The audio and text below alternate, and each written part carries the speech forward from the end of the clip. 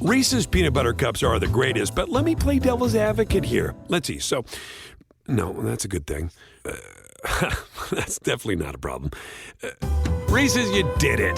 You stumped this charming devil.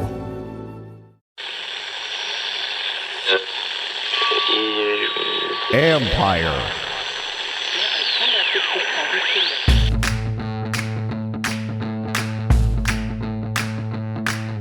Hello and welcome to my podcast. Do me a favor, subscribe to the John Conn Report wherever you get your podcasts, and also do me another favor, hit that like button. It helps us. Hit that subscribe button. That also helps us.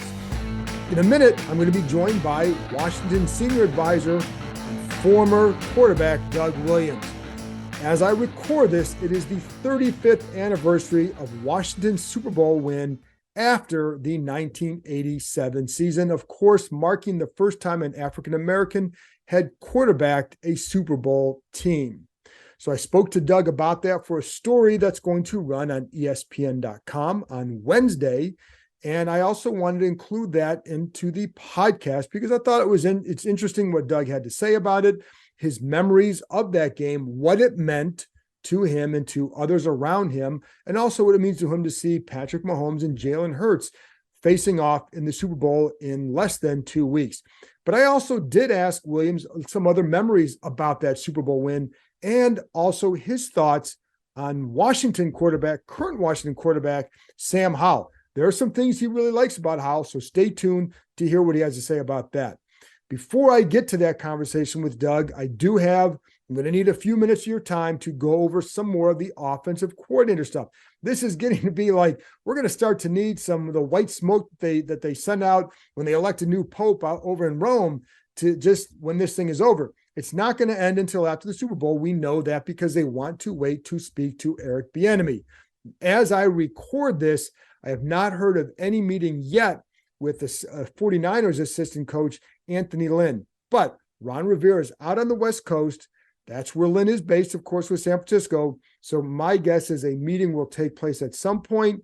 But when I talked to somebody this earlier today, nothing had been set up yet. By the time you hear this, perhaps something will have happened.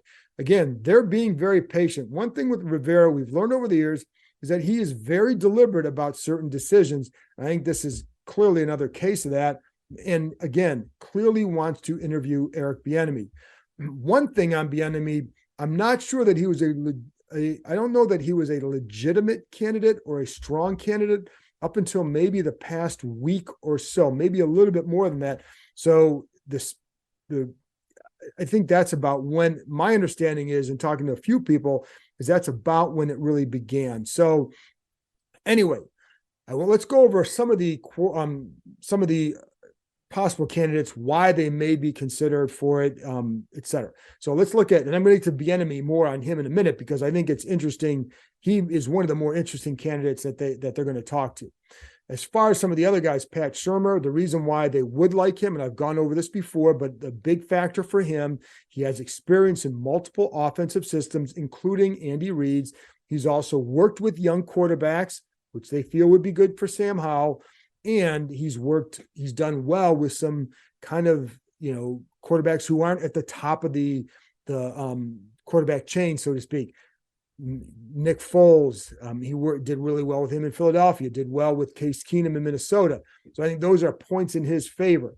We also know what he is as a coordinator. And, when you talk to people around the league, it's kind of mixed at best what they say about him. But if you're looking about why he would be somebody that Rivera would want, that he does have connections to him, but it's some of the other things I said. You can look at Eric Stoodsville. I think he's very good with the run game, very good with protection. The concern I think that I would have, I think that would probably be the case, is his involvement in the pass game, setting up a pass game. That could be something that holds him back there, I think. Thomas Brown, heard he was a really good interview. I think the knock there or not the knock, but the concern would be he hasn't done it before. Now, of course, there's only one way to get that experience. It's to actually get hired to do that job. I think I almost wonder if this had been Rivera's first year or even a second year, that maybe he would be more willing to take a shot on somebody who doesn't have the experience. Same goes for Charles London, the Atlanta assistant coach. that would you be more willing to take a shot with somebody in that situation versus going into your fourth year where you know you have to win and you're going to have to impress a new owner. You want to energize not only your roster, but the fan base as well. Now, the first priority is to make a good hire. But I think there's a lot of things to consider there. That would you be willing to take a chance on someone who hasn't called plays when you're going into a make or break year for yourself? That's something I don't know. We'll find out. I'm just going to say I don't think that's what the direction they'll go, but we'll see. Then I think when you look at a guy like Bieniemy, why him? Well, first of all, why is he available? Well, his contract is up. There is question about whether or not he would continue in Kansas City. But I think I wouldn't be surprised if you're Bieniemy that you want to go somewhere where you can be your own guy on offense. It's always going to be about Andy Reid there, Patrick Mahomes, et cetera. Why leave all that talent? Because you want to prove yourself. You want to show people that you can do this. And he hasn't had a chance to he's an offensive coordinator, but he hasn't had a chance to always call the plays, to be the guy on offense. This would give him that ability. Now, you're also going to look at why would he come here? Well, it depends on what are the other options. Baltimore likely would be one. Andy Reid, John Harbaugh have good relationship, obviously. And so I think that would be one where you could look at that, and that would be an attractive position. Look at Lamar Jackson, right? Then you look at Tennessee. Is that somewhere he would go? You have Derrick Henry. You have a stable. Despite their record this year, they've been a very good program under Mike Vrabel. So you would think that there's a little bit more security there. And so would that make a difference? I'm sure, but I don't know how he would look at this job compared to those other two, where that would stack up in the whole thing. You do have three excellent young playmakers at receiver with Curtis Samuel, of course, Terry McLaurin, and then Jahan Dotson. And I think you have intriguing tight ends, depends on how you view them. You have a solid running game with Robinson and Gibson. And my sense is they will add another running back to that mix. And then the quarterback. What do you think of the quarterback? That's also going to be a big part of it. Do you think he's somebody that can produce in what you want to do? And you also have to figure, how much are they going to invest in that offensive line this offseason? I've been telling you that I do believe it's a big priority for them. So I do think they're going to be an investment in there, but you still don't know what that product looks like right now. It's a future situation to look at, but I do think there'll be investment. Why would he be good here? Well, I think there are a couple of reasons. One, again, he's not a full-time play caller with Kansas City. But one thing I understand is he's heavily involved in the game planning. I think that's important because when you talk to people who have played for a guy like Andy Reid, the details of the installments, the details of the screen game, of things that the way they're taught or again installed in meetings and all that, he's been there for all that. So if he's heavily involved in that, then you would think that that's going to be a part of what he does, because I don't think Andy Reid would let him do that if he's not doing it a certain way. So that would bode well for what he would want to do here. I think the other thing is, I remember talking to Adrian Peterson about him a couple of years ago, about 3 or 4 years ago, and he absolutely loved Bieniemy. He played for him in Minnesota. Loved him for the same reason. And I was listening to Logan Paulson and Craig Hoffman on the Take Command podcast earlier today, and they were saying the same thing that I've heard from Peterson and from others. It's the way he pushes them. And Paulson had played at UCLA when Bieniemy was a running backs coach there, and he kept referring to the high standards that he has for his players. And I've heard that from a lot of people, that he does push guys. He will really, really work guys, and it doesn't matter who you are. And I think there's, some guys can take that hard coaching. Not all guys can. So if you're going to get on Terry McLaurin in a practice, I think McLaurin's a guy he played for Urban Meyer. I don't think that's going to be something that he's going to back away from. And he wasn't exactly a star at Ohio State either. So he would have been a guy like, so I think guys like Logan Thomas, I think they can take certain things if they see that it's working or producing the results that they want, because the results are something that they're all looking for. So, but that's one thing. And there's someone else to point out too, that one of the things that I think he would do is set that high standard for the offense and be very vocal during practices. And I think that's not a bad thing, because you didn't really see that from this group in the past. Randy Jordan, I think, has a lot of energy as a running backs coach, but during the full team stuff, that's not going to be what he's going to do. And Scott Turner wasn't that guy. I think Scott Turner, there wasn't a lot of energy oozing from him in that regard. So I think that's something he could bring as well. He would be that lieutenant, so to speak, that a guy like Rivera, who's more of a CEO coach, can use on both sides of the ball.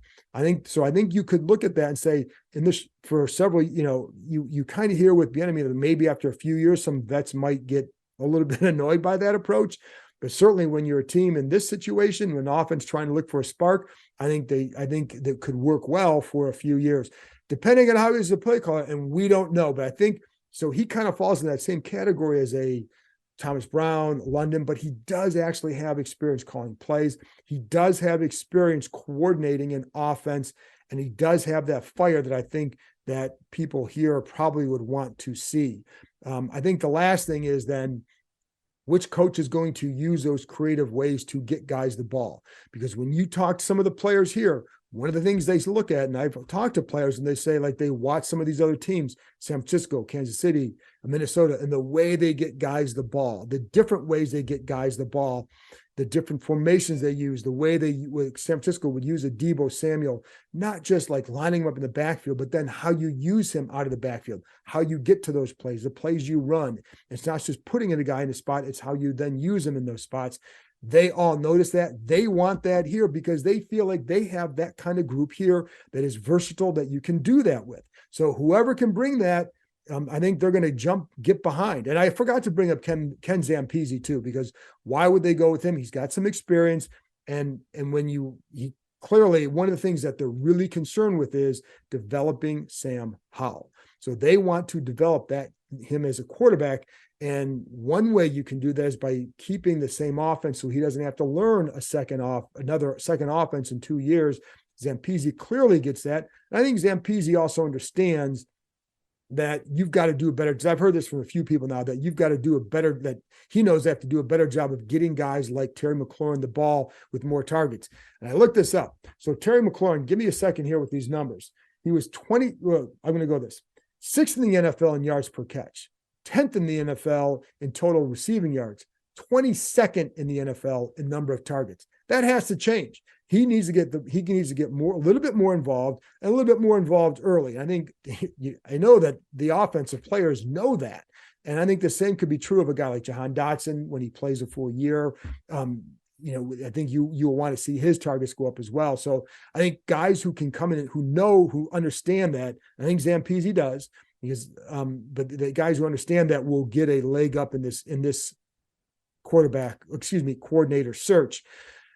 The drawback for him would be, how wedded are you to this system? How creative are you going to be in getting certain guys the ball and all that? So that's part I don't know.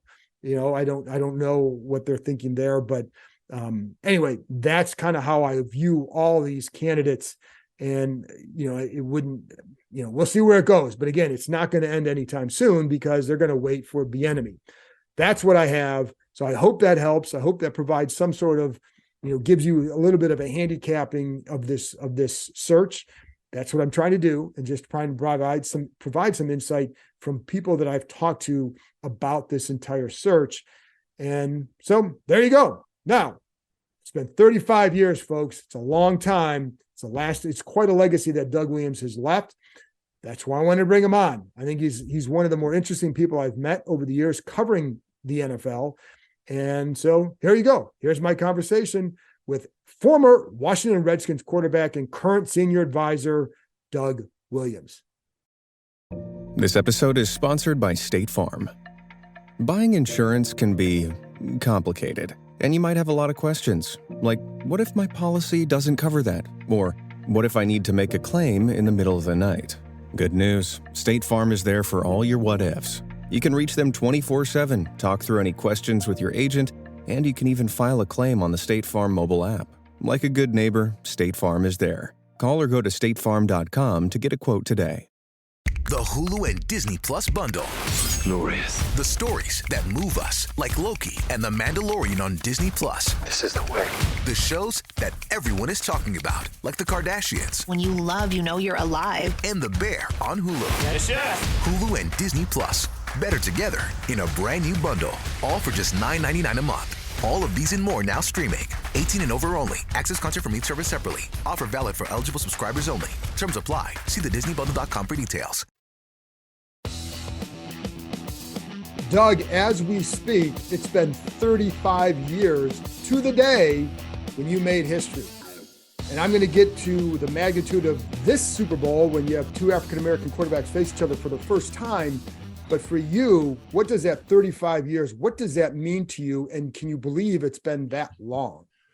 Well, that's like 3 decades and a half, man. That's a long time. And, you know, when you get up every day, it's amazing that it's something about that day you think about. Really? And sometimes it seemed like it was yesterday, but we know it was a yesteryears.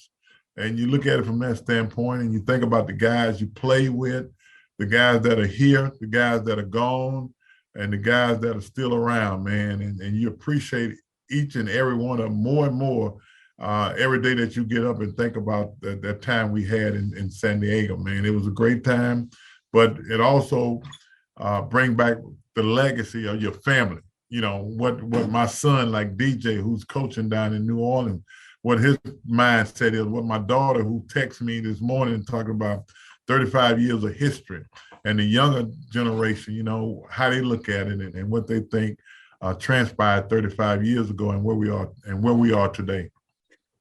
How often, I know we've talked about this, but how often are you reminded of this game from others?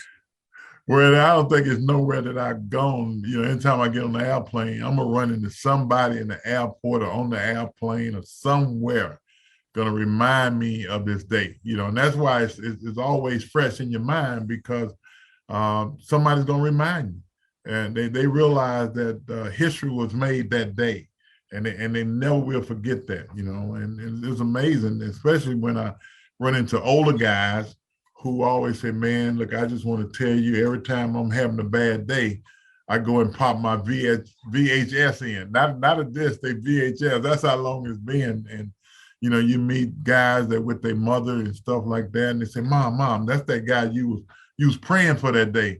She said, where? You know, she said, baby, I don't know nothing about football. She said, but I just want to let you know I prayed for you that day. You know, those kind of things that keep it fresh in your mind and realize that, you know, not only for myself and my family, but a whole lot of other people was happy at the same time. When did you realize the magnitude of that moment and that it would be a lasting one like it has become? Wow. You know, I think like when Coach Robinson met me in the tunnel, and the first thing he told me that, you know, I don't understand the impact at that particular time. You know, I was 32 years old, and he told me that the impact, I don't understand what it was like. You know, he told me it was like Joe Louis knocking out Matt Snelling. Right. And, you know, I knew what that was about because my dad had told me that, you know, how the world reacted to Joe Louis knocking out Matt Snelling. You know, I knew that impact. And from that day on, you know, it just was a day for me and the team to be winners and champions in the NFL. But as time go on, you tend to realize that it was an impacttive day, not only for me, but for a lot of African Americans, for a lot of Americans as a whole. And you know, have there been times where it surprised you where you were when someone said something to you about it? No, because, you know, no matter where I go, you know, sometimes you try to be incognito where you're at sometimes, whether or not it's in the States or anywhere else, you're going to run across somebody going to mention it to you. And then I find myself in a lot of airports, and I might be sitting waiting on a flight, and you can feel the fact that people are looking at you, but they're afraid to come up to you. And somebody going to come up to me, and can I take this picture? And everybody look and say, wow, that is who it is, you know, and then they want to take a picture. So that happens. And it reminds you, like my dad had told me a long time ago, if you don't want to be bothered, stay home. And when I'm out, I expect that to happen. If it don't happen, that is great. But if it does happen, you got to treat people the way you want to be treated. But you also, like, and I've known you for a while, and you seem to understand what you symbolize, and it without it becoming some egotistical thing. Does that make sense? I would say, yeah. I mean, I don't have an ego about what I've done. You know, I did what I set out to do, and that's to find a way to get to the Super Bowl and end up winning it. That was part of the job that I had. There's no sense in looking at it from a egotistical standpoint. Some people might think that's what it is, but I mean, confidence, yeah. Ego, no. And I try to handle it the same way. But it would be, like I said, it'd be kind of heady to have 35 years later, people still coming up to you, still asking for autographs, still asking for pictures, and understanding how much it resonated. So what is that like to deal with? And how do you kind of step aside, away from yourself, I guess, to understand that it's, that I don't know if I'm making sense, but it's just like, it seems like it would be really hard to separate sometimes, what you did versus, and not letting it get to your head that, oh, I meant so much. You seem to understand what it symbolizes very well. Well, I think a lot of it has to do with how you was raised. And, bless my mom's soul, my mom, my dad. My mom always preached to us that don't put yourself too far up on the pedestal. You won't have that far to fall. And so I always looked at it that, I'm just like anybody else. Everybody else has problems. I have problems. It just so happened I was able to do something on a particular day that a lot of people hadn't had that opportunity. So it made a lot of people happy, made me happy, my family happy. And the most important thing, just enjoy that while you can, because, you don't know how long you're going to be able to enjoy it. Has society, from that game to now, has society progressed the way you thought it might when it comes to all this? I'm going to say no, John. I'm old enough now to just to think about the past and think about what is going on today. It's unfortunate that, sports, aside from sports, what's happening every day. Sports is just a part of the game. But the life of that everybody lives every day is unfortunate, not what I expect for it to be 35 years ago or before that. We 35 years later, and I think we still fighting a whole lot of battles off the field. And that's the part that, being the first Black quarterback, and it really doesn't matter sometimes when you think about what is really going on in this country. And, the division between, race and everything else. I mean, that's the part that bothers me more than anything. So now you have Patrick Mahomes versus Jalen Hurts in the Super Bowl. The first time two Black quarterbacks have met in the Super Bowl. What did that moment when that happened? What does that mean to you? Well, in 1978, my man that was up in Chicago, I can't remember his name, but him and I was the first two Black quarterbacks to play in the National Football League. And I think where we are right now, you're watching these two young guys. It brought me back to that day when we, it was a big thing back then. I mean, that him and I played, and I mentioned his name last night. We played in that same game last night. In 78. And then I'm looking at now, we got two Black quarterbacks playing in the Super Bowl. I think when you look at that, all it tells you is if the guys before me, the James Harris, the Joe Gilliam, the David Mays, John Walton, Warren Moon, who had an opportunity, but guys that came before me, if they had a fair chance, if the landscape was even, this might have happened a long time ago. I mean, there might have been a Black quarterback before me if they had given the opportunity. I think what has happened, the landscape of the coaches, the general managers, and everybody else has changed a little bit. Their mentality is not focused so much on, I'm not saying that their mind is not on color, but it's about winning. And I think what has happened, they want the best guy at whatever position they have to give them an opportunity to get to the Super Bowl. And I think that's what is transpiring. And you got some coaches, and the Reed don't care what color you are. I was fortunate enough to play for John McKay and Joe Gibbs. It wasn't about color.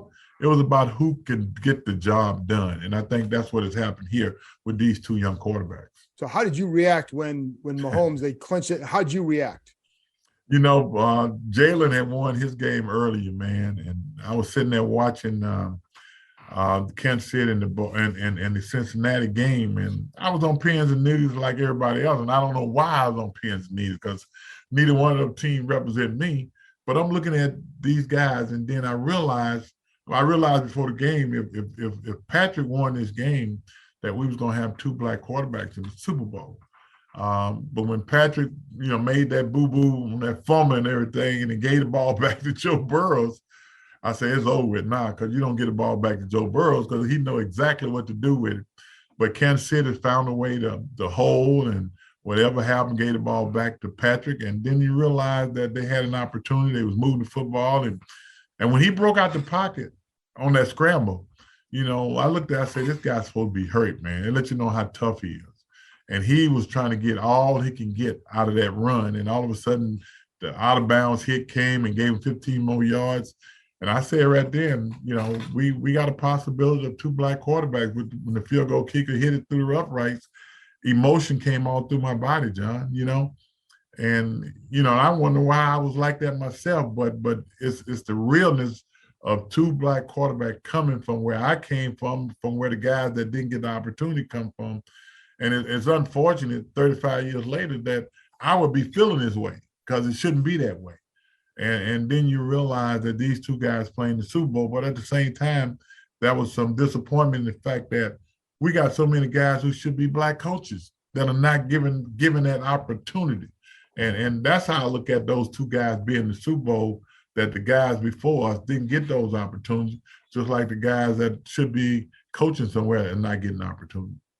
And I do want to ask you a little bit more. We only have a few minutes left here, but I do want to ask you a little bit more about the Super Bowl win itself and just what you remember about that game, because it wasn't just that you won, it was a record-setting performance. So why did it go so well for you guys that day? And this is also coming after a 6-hour root canal, correct? The day before, and then hurting your knee. Why did it, what went on?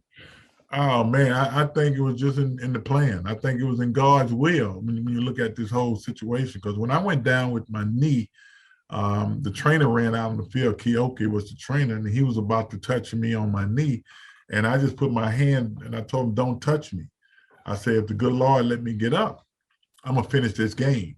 And I was able to get off the ground, limp over to the sideline, and do whatever had to be done, and was able to warm up. And then when Coach Gibbs came to me at the beginning of the second quarter, he asked me, he said, you can go? I said, yeah, Coach, I'm ready. He said, well, let's get this sucker to rolling. And that was one of those days that the team as a whole got together and said to themselves, hey, we're going to win this sucker. And I can remember Jeff Bostic walking in the huddle saying, we're not going to let anybody touch him the rest of the day. And that in itself, I think, lift us up, and the defense played lights out. We got turnovers. We got the ball back, and whatever Coach Gibb called, it didn't matter. Execution was at the best that had ever been done before. In 18 plays, we was able to score 35 points. And the 18 plays was mainly because the way the defense gave us the ball back, and we took advantage of every last one opportunity that we had to score those points. It was just one of those days that where no matter what you call, no matter what happened, everything was working on all cylinders. What's your favorite moment from that week, either leading up to it, the game itself, or after? You know what? The Thursday night before the game, because, unlike a lot of other players, I didn't go out my room. I stayed in the room watching TV, looking at the playbook, because I didn't want to go out and face the media, because everybody was at that hotel waiting for a glimpse or opportunity to ask me that question about being black. And I didn't want to deal with that, because I didn't go to San Diego to be a black quarterback. And so I just stayed in the room. And I got a phone call from one of my ex-teammates, Jimmy Giles. He called me and said, hey, man, let's go to dinner tonight. I said, Jimmy, man, I don't want to go out there. I don't want to bother with them guys. She said, no, we going to dinner. You ain't going to be bothered with them guys. So him and a friend came, and they got me out of my room. I'm walking between them. All the media was out there trying to ask questions, and we just kept walking. He'd say, hey, we're not going to do that. And we went out and, went to steak place, had a nice steak, man. It was one of those days I was relaxed, and came back to the room. So everything was hunky-dory. And when Sunday came around, walking off the field after the game was probably the moment that I reflect back on everything from which I came, the road that was traveled, that was less traveled, and all the people that's in my life, all the people that was negative, so many memories that I remember walking off that field, man, and it just put me in a great position. Very last thing, and I only got 1 minute left here, and I'm going to turn to the current team right now and another quarterback, Sam Howell. You got a chance to watch him one game. I'm curious what you thought of him and what you think of him. Well, one game is hard to really tell, but the one game that he did play, the little bit that I got out of it, along with what I saw early on in training camp, because, during the season, you don't get a whole lot to look at. Sam Howell, to me, has what I call quarterback moxie. He can do some things that a lot of guys just don't have in their body. I remember the run that he made, how he put his foot in the ground and got straight up the field. He didn't have to take time to make that turn, and the way he moved in the pocket and the way he threw the ball to McLaurin coming across, he just got some things that a lot of people don't have. I think he has to play if you're going to see any more of him. It's going to be interesting. Hopefully he get a chance to show what he can do. I know he has an arm, he can get it done, but I like his demeanor in the pocket. And we just got to wait and see. Doug, thank you very much for your time and for remembering this stuff. And, I know you got a busy day ahead, so I appreciate your time, man. All right, John, my pleasure.